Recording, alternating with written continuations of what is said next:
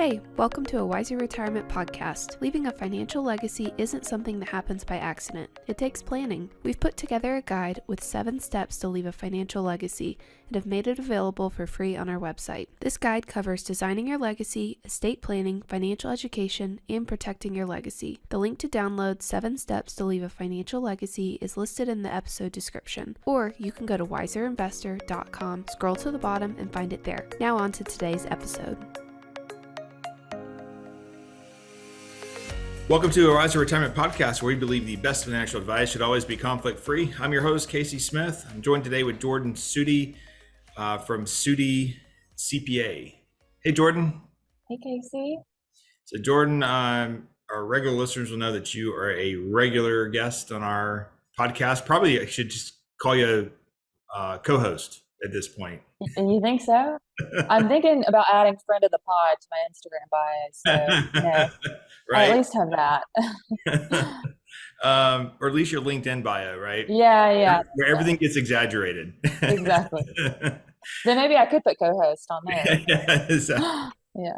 All right. So today we're going to talk about the cost of inheriting wealth, estate tax, and opportunities to avoid it.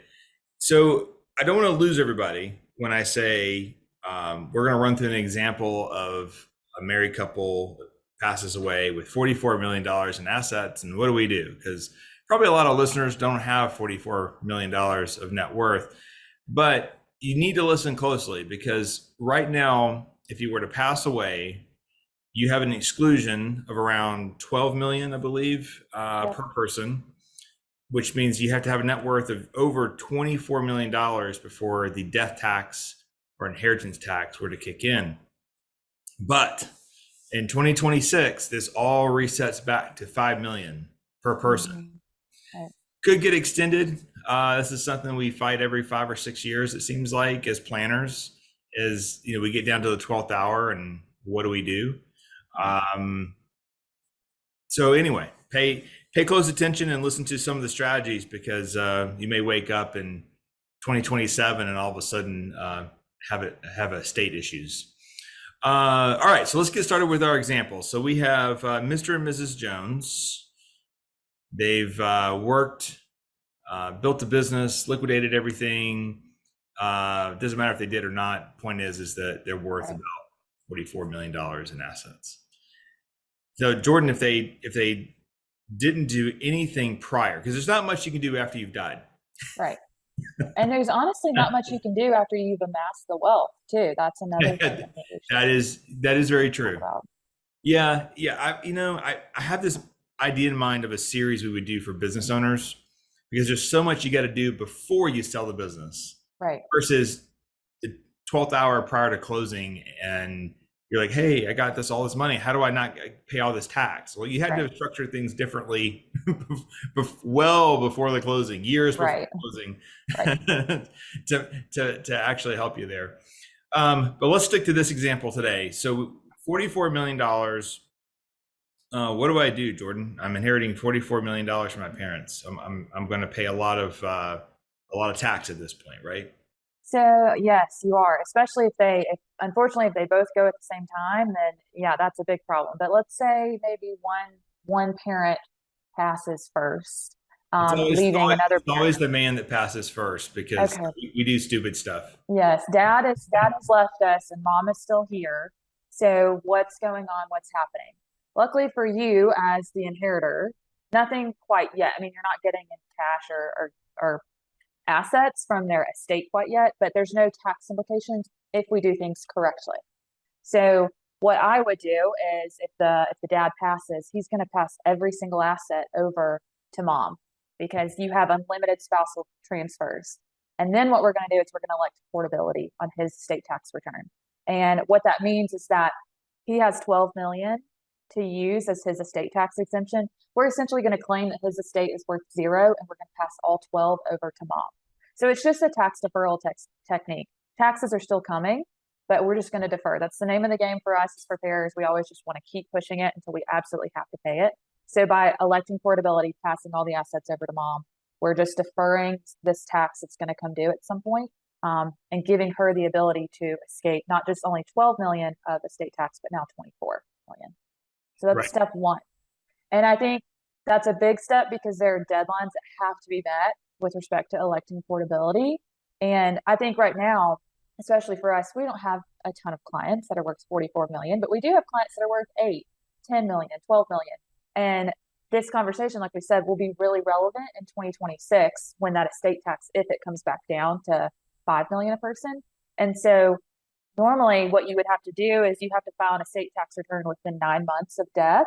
You can get an extension of 6 months on top of that. But with the portability election, they just recently came out that says you now have 5 years from the date of death to elect portability. So there's a lot of administrative work going in with counting assets, probate, all the 9 yards. So that's really helpful for us as preparers to know, hey, do we need to elect this portability election? Because if you miss it, you lose it, and then you're out of luck. So that's a big step that has to be met for anybody. On the estate planning side, we used to create revocable living trusts that would have trust A and trust B. And then when one person died, you would keep half the money over here in trust B. And then trust A would hold the rest. And maybe there was a C trust that held all the above the $12 million each. We don't have to do that anymore. Those Right. trusts are kind of out of style at this point, because exactly what you just said, but the portability, the government is giving that to you whether if you have a will or not. It doesn't matter. So you automatically get that without having to do any fancy legal work on prior to death. So that's good because it makes it easier on everybody. Right. Yeah. And another thing, I mean, once you're hitting 44 million, easiest thing that you can do is you can start spending it and you can start giving it away, whether that's to a charity or whether that's to kids, friends, family members, whoever you want. Each individual can give away up to $16,000 a year, 32 for a married couple, to you, to me, and it leaves their estate and they don't have to pay gift tax on it as well. Yeah, probably charitable makes a lot of sense. Right. But you're not subject to 32,000 for charitable. You can give right. as much as you want to a charity, maybe a donor advised fund, or at 44 million, probably your own foundation. But ultimately, if you're at $44 million, you're probably making $32,000 a day. Right. So it's kind of hard to defer that. Right. Let's talk a little bit about structure, like through trust. What can we do through trust prior to, let's turn back the clock. Let's go back, 3 or 4 years prior to our Mr. and Mrs. Jones's passing away. What could we structure there? Right. So a lot of flexibility with trust, many different kinds of trust that you can use based on your needs, your wants, your cash flow. One that I was reading about recently, the ILIT, so the life insurance trust is what it really is. It's a way that you fund this trust with you put a life insurance policy inside this trust. And I'm sure there are obviously legal rules that are going to be in place with what can be done with the proceeds of that, because if you still have full access to deciding where it goes, when it goes, and it hasn't really left your estate. But what we want is to put this life insurance trust outside of your estate. We're going to fund it every year with gifts into that trust. And then when one of the spouse passes, instead of adding $10 million in cash to your estate, instead it's going to be in this trust with rules, of course, on how it can be used. But at least, hey, we're not adding $10 million on top of our already quite large estate of 44 million. So I think that's a really good one. And I've also been reading about how you can buy life insurance policies with the sole purpose of not burdening your heirs with estate tax. Hey, my estate tax, we've done everything we can, but we're still going to owe. Why don't we just buy this policy? And it'll cover everything that we have to pay. That way the kids don't have to worry about it, grandkids don't have to worry about it, and we still get to pass down everything kind of harm-free. What gets included in estate tax? Because from a probate standpoint, I always tell people IRAs don't go through probate, it's separate. probate and taxes have nothing to do with each other. Right. Yeah. It's crazy. Everything is in your estate, even your taxed assets. So your Roth IRA. Yeah. Your heirs don't have to pay income tax on that, but they could have to pay estate tax on the value of that. So I mean, we're thinking everything you own minus everything you owe. So whatever's left at the end of the day after you've paid all your creditors, every dollar is going to be included in your estate. And I think it's important to note that the exemption, yes, you're free and clear that first 12 million, the tax starts to come into play for every dollar above that threshold. So let's say it's 2026 and we've gone back down to 5 million a person. And we have a single person who passes and their estate was worth 7 million. We have 2 million there that's going to be subject to estate tax, and the rates rise pretty quickly. So it's not your whole estate, but it is definitely the value above that threshold that you've got to worry about. Yeah, that's an important point. I think most people think, oh, well, the whole state's going to get taxed at 40%, and it's not quite that bad. I think you'd have to get above $1 million and over the exclusion before you hit the 40% mark. Right. But it's only in the part that goes over, not the part that's under. Yeah. So right now, in our example, we have $24 million exclusion. So really, the state was worth 44 million, so it's $20 million it gets taxed. Yep. Still at a hefty rate. 40% of $20 million that's a heck of a lot of money, right? Yeah. Yes. Yeah. What's really sad is, you think inheritance, a lot of people just default to cash and stocks.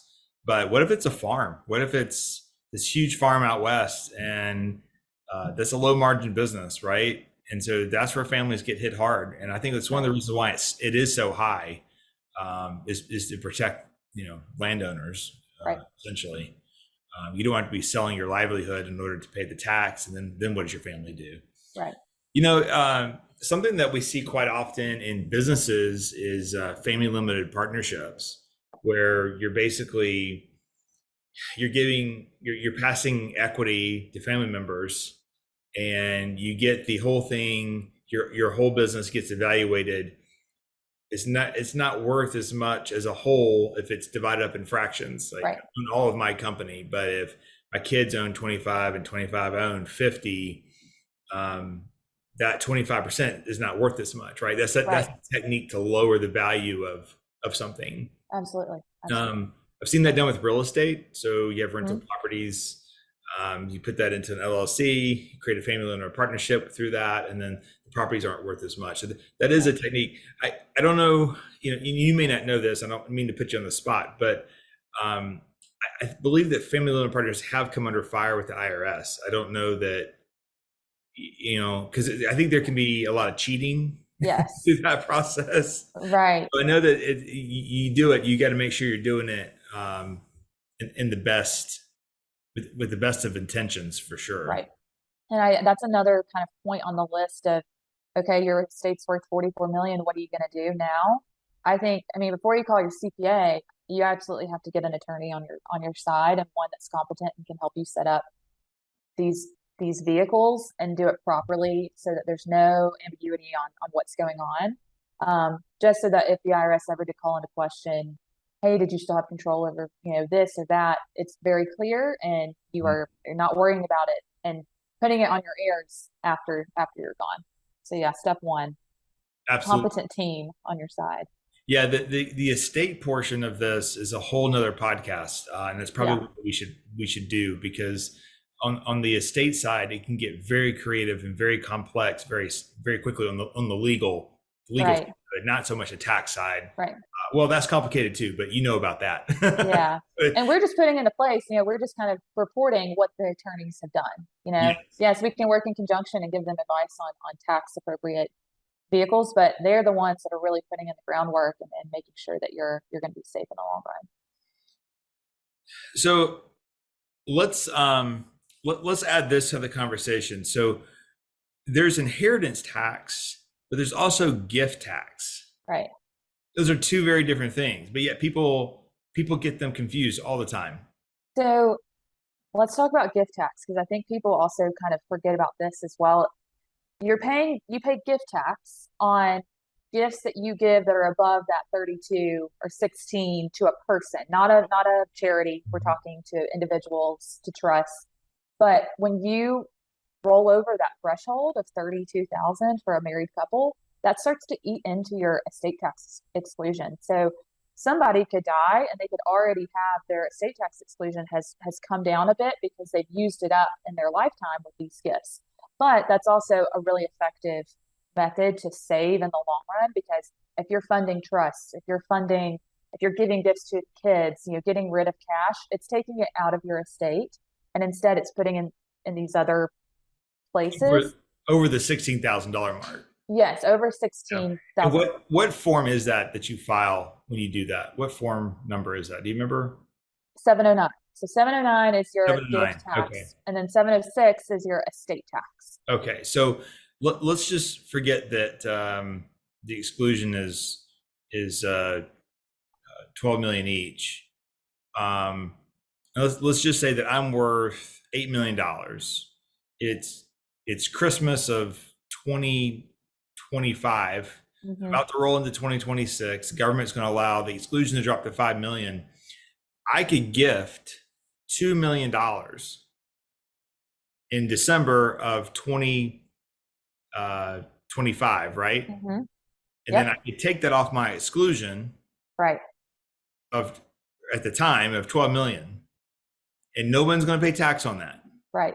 Yes. Correct. I And that's the good I thing. just got to file the form with the tax return. Yes. And that's the good thing about the inheritance, is that for federal tax purposes, we as recipients are never going to pay tax on it unless it's an IRA that hasn't been taxed before. Assets that have never faced income tax, they will still face income tax, but we're not paying estate tax, inheritance tax, unless you live in a particular state that we can get to in a little bit. We're not going to pay inheritance tax on what we receive. Yes. That's a question we get a lot from clients. Hey, my mom passed and I got $300,000 of cash. What's happening? We're like, nothing. As long as there's no estate. Well, as long as they were smart and didn't buy annuities. Don't get me started on that. Annuity. You have an annuity and you inherit an annuity that the gains in that annuity are going to be taxed at regular income rates. It's the worst deal ever. Why people buy annuities, I don't understand. But all right, so again, we can gift over 16,000. We just have to file the form with our tax return. Now, what happens if I forgot to file the form? So 3 years ago, I should have done it. Can I go back and do that, or is there just a hard deadline with that? There's not a hard deadline. The IRS just wants to know about it because there's no tax that's immediately due here. Yeah. So we file gift tax returns even past the deadline. If someone says, "Oh, hey, wait, I did this last year, forgot to file a return," they're purely informational. There might be a small penalty associated with large amounts, but for the most part, we do them past deadlines, just making sure that we're furnishing all the information to the IRS that they want. That makes sense. I think another point that we should touch on that I was thinking about earlier is that when a state tax is imposed, say you have 44 million of assets like we've been talking about, and you pay estate tax, all of the assets that you had in your estate that you pass down to your heirs are now free and clear of income tax and estate tax, and they get what's called a step up in basis. So this doesn't matter for cash, but for securities, for property, if they had a house on, I don't know, in Charleston that they bought for 150K and now it's 10 million, because it was included in their estate, you now as the heir, you receive it and your basis is 10 million. So then if you go sell it the next year for 11 million, you're only paying gain on 1 million as opposed to the big spread. And that's also true even if your estate is not taxable. If your grandmother passes and she was worth 5 million, and she had a beach house that had appreciated $2 million, even if she doesn't pay estate tax because she's underneath that threshold, her estate is considered to be settled. Everything gets stepped up to fair market value on the date of her death. So I think that's a really big, important point that sometimes people don't realize, is that they get the big step up, even if no estate tax is imposed on the estate. That's a great opportunity to then take those assets and rework them to whatever your personal goals are. A lot of people will miss that because they, sometimes they're busy grieving, or they left me this, I just want to go liquidate it. It feels kind of greedy. But actually it's a great opportunity to get off of their vehicle onto your vehicle Right. Absolutely. and use that, eliminate debt, do things with it that makes sense for you long term. Yeah. All right, so let's talk about the generation skipping tax, which this one's always been a little confusing to me. But basically, if I had grandchildren and I was giving money to my grandchildren, there's a limit as to what I can pass down and skip a whole generation. Right. Because the IRS is considering the fact that it's now leaving your estate and it's passing the next estate that it could possibly be subject to tax to, which is their parent. So they don't like that. They don't like to see large gifts passed over 2 generations. So there can be an additional layer of tax that comes into play in reporting on the Form 709, the gift tax return. There's a whole section for GSST, where we report certain gifts to skip people, as we call them. And those are grandchildren, people that somehow are getting a gift and it's escaping a generational layer of tax. So, I mean, the amount of people that are paying estate tax right now is very small. It's Right. actually fewer than 0.1%.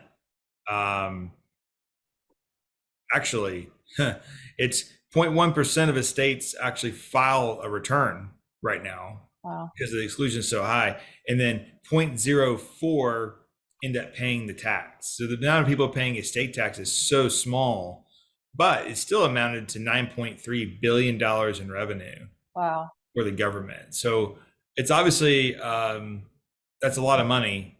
And imagine, you can see politically, you see the battle now, right? Mm-hmm. Because if that came down, it'd be in the trillions. Right. Easily of death tax. And I'm sure, whatever percentage you said that was so tiny, the amount that probably should be paying is probably a little bit higher than that, but because of effective teams in place, attorneys that are able to help them structure things properly, they're able to, and it's really just a deferral technique or deferral method. They're not necessarily escaping the tax completely. They're just deferring it to the next generation somehow, some way.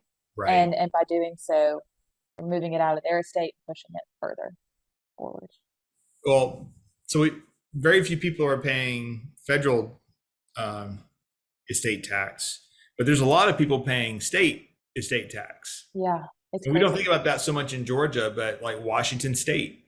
Yeah. Washington State, you pass away, at least 10%, right, is going to go away. Right. Yes. Because you're not paying income tax throughout your years alive, but their threshold for estate tax is super low. It's like $1 million. Once you're worth $1 million, that's when it comes into play. And so, yeah, you could think, hey, I'm free and clear. I'm worth $3 million. The federal IRS doesn't want anything, but your state Right. could come in and want some of that money as well. Another reason to move from Washington State, I guess. Yeah. Beautiful place though. Yeah. Okay, and then you mentioned Maryland. Georgia doesn't have one. I don't think Florida has one either. I don't think so. There's only like 11 states that have a state tax. So, and I know Maryland is one where they kick in both inheritance and estate tax, which that's a double whammy. And that's really the only place where you're going to pay tax, on your inheritance. Yes, like we said earlier, you might be paying income tax on annuities, IRAs, but in Maryland, you're also going to be paying tax on the value of the estate that you receive. I don't know why anybody lives in New York. You die in New York, you're gonna pay above 6.1 million in assets. You're paying nearly 16%, which is crazy. You live in New York, you pay. Die in New York, you pay. Yeah, because there you have a lot of times you have local tax plus the state tax, plus the federal tax. Lose. Yeah, it's crazy. So I think ultimately though, when we think about all this, it can get really complicated. Yeah. But we have to go kind of back to the very basics here. If you have a net worth less than 5 million, you should be fine per person. So that's 10 million as a couple. Above 10 million, I'd probably still be looking at ways to make sure you're passing on assets tax efficiently, because you just never know when the pendulum is going to swing, and there's going to be the death exclusion drops so much, right? And then pay attention to what state you live in. If you're not really glued to that state, maybe all your kids have already moved out, might make sense to move out of that state to be in a state that you don't have to pay the death tax, right? Right. Yeah, absolutely. I feel like there should be kind of like a how-to guide. You're worth 5 million. Here's some things, and you see it. You see things on the upward trajectory. Here's some things to start doing. Oh, now you hit 10. Yeah. Here's some other things to start. Because, like we said earlier, once you hit the threshold, it's too late. You can't get things out without eating into that exclusion. So you definitely got to be putting in the groundwork in the Right. early days to have it pay off in the future. And also considering a donor advised fund where you can put money you want to give to charity into that fund. It can sit there and stocks and bonds and grow, and you can give off the income or the dividends or the gains, whatever. But that's another opportunity too to lower estate. 529 plans, even you can't super fund those, but you can certainly put quite a bit in to make sure that your legacy is being passed forward on the importance of education. Right. 529 plans. And even better with the donor advised fund, when you can fund it with appreciated stock. I mean, stock that costs you nothing, that's now worth crazy amounts. You fund that into the donor advised fund, you escape capital gains, and then you're going to get the charitable deduction at probably a pretty high tax rate too, if you're funding it when you're still living. All right. Well, we're going to have to do a part 2 on this with one of our attorney partners to talk about all the complicated trusts. But for today, I think this covers it. Jordan, thank you so much for doing this with me. Yeah, of course. Thanks. Talk to you soon. Thanks. You too. Thanks for listening to a Wiser Retirement podcast. We hope you enjoyed today's episode. Make sure to subscribe wherever you're listening, that way you don't miss any new episodes. We would also appreciate if you could leave a rating and review. If you have any questions about anything that was discussed today, head to wiserinvestor.com and reach out. We would love to hear from you. This episode was produced and edited by Lilton Moore.